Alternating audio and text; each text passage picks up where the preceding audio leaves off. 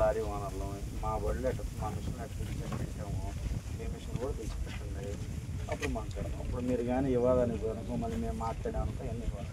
గౌరవంగా చూసినా ఇక్కడ పెట్టండి. అప్పుడు మీరు అడగాలని వచ్చి నువ్వు గుమ్మస్తావా కదా వాళ్ళు చెప్పేది నువ్వు ఆ చెప్పే వాళ్ళతోనే మేము మాట్లాడాం. వాళ్ళు వర్క్ చేయకూడదు అర్థమైనా ఈటీ చేసి వాళ్ళని వాళ్ళు అడిగారు లోడింగ్ వద్దండి లోపల వాళ్ళకి ఇవ్వడం చేయడానికి లేదన్నారు. మీరు డంపింగ్ అడి చేస్తారు ఎంత చేస్తారు మీరు చేయడానికి లేదుగా మీకు ఏమైనా ఉందా ఉంటే ఎందుకు చేయలేకపోతున్నారు?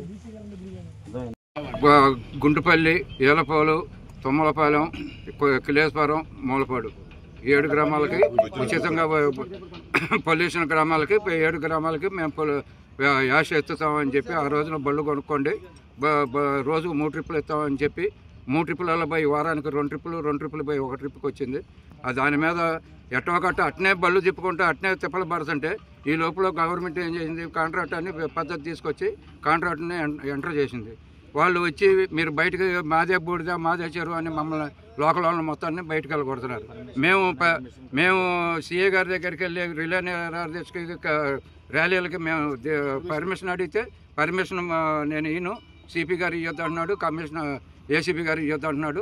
అది ఏదైనా ఉంటే అక్కడ తెలుసుకోమని చెప్పారు.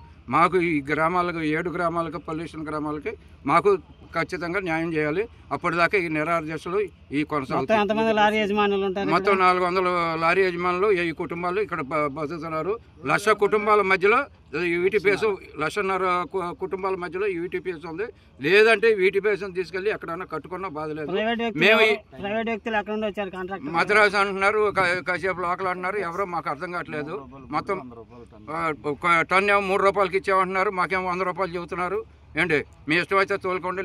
మాకు మొన్న డైరెక్టర్ గారు పిలిచి మీ విధంగా ఏదో ఒకటి చేస్తాం మీకు న్యాయం చేస్తామని మమ్మల్ని లోనగా అక్కడ డైరెక్టర్ గారు పిలిచి ఏంటి బాబు వాళ్ళు మీరు మాట్లాడుకోమంటే మేమన్నాము మాకు లోకల్ వాళ్ళకి ముందు కాంట్రాక్ట్ రద్దు చేయండి, రద్దు చేసిన తర్వాత ఏదైనా మాట్లాడుకుంటామంటే అట్టగాదిలో మీరు మాట్లాడండి అంటే సరే మాట్లాడుకుంటామని బయటకు వచ్చిన తర్వాత వీళ్ళు మొత్తం బట్టీల వాళ్ళ దగ్గరికి వెళ్ళి కాంట్రాక్టులు గుమ్మత్తాలు వెళ్ళి మేము 1,500కి మీకు ఇస్తామని చెప్పి మాకేమో 2,800 చెబుతున్నారు, వాళ్ళకేమో 1,500కి ఇస్తామని చెబుతున్నారు.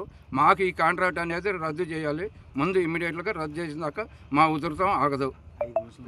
5 మిషన్లు కూడా తీసుకొచ్చి బయట పెట్టాలి. ఏంటి ఇప్పుడు 5 మిషన్లు పనిచేస్తున్నాయి లోన.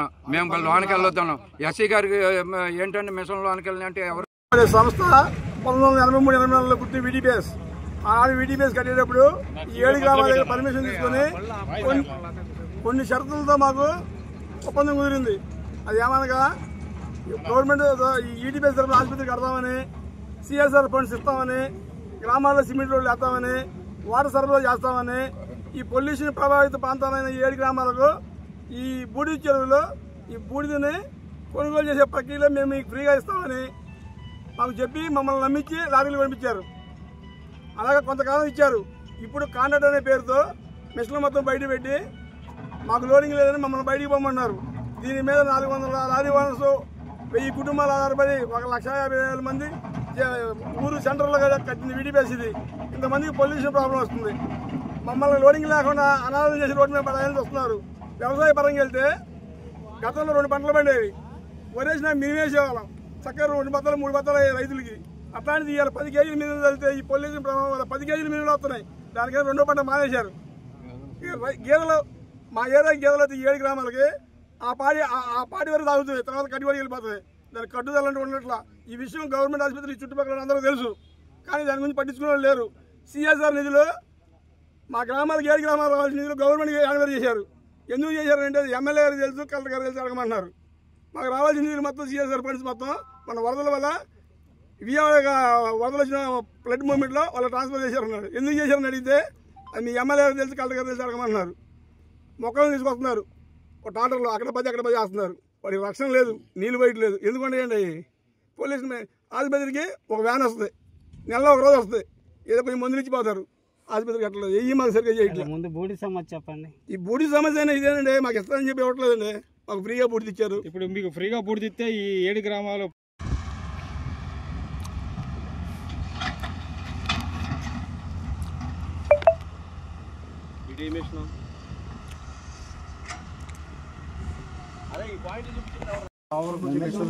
ఎక్కడ పెట్టుకోమని చెప్పండి.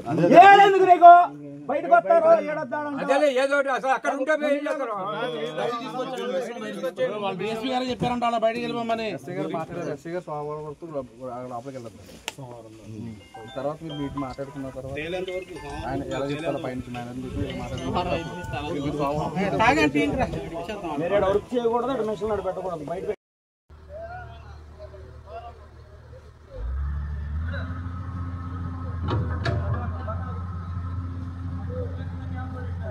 మాట్లాడారు.